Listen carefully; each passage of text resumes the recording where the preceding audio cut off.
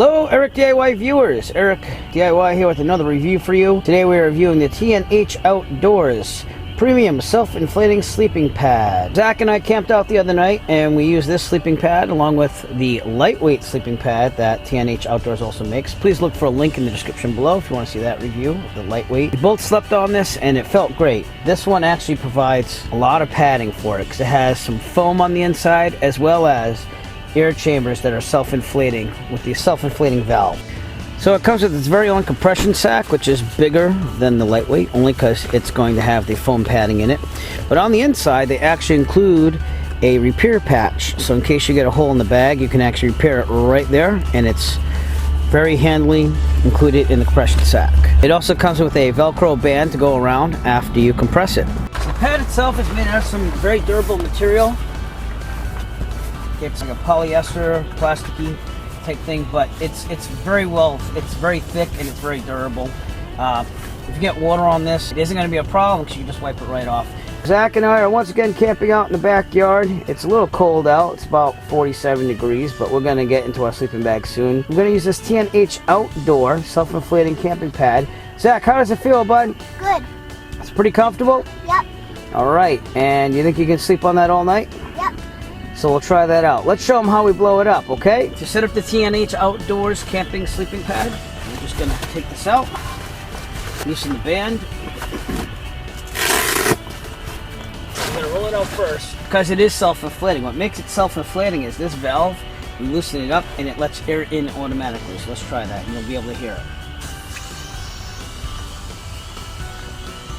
Now, if you want to inflate this faster or you want it filled to maximum, you get to basically pick the firmness of the pad by blowing air into it. This valve, you just have to hold it up and blow into it like so. Tighten up by turning the valve and locking it. And it's about a good, I would say, 3/4 of an inch thick at its finest. And then you just go lay down on it.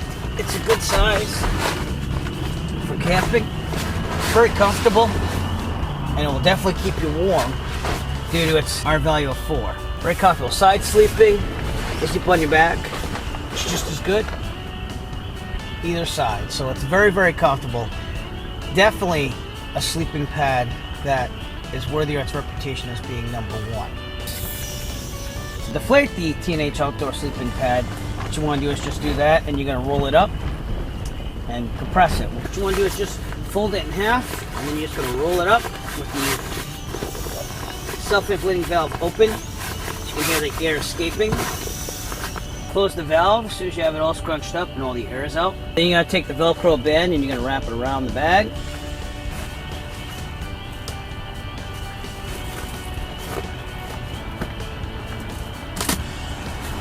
And then you can fit it into the compression sack like so.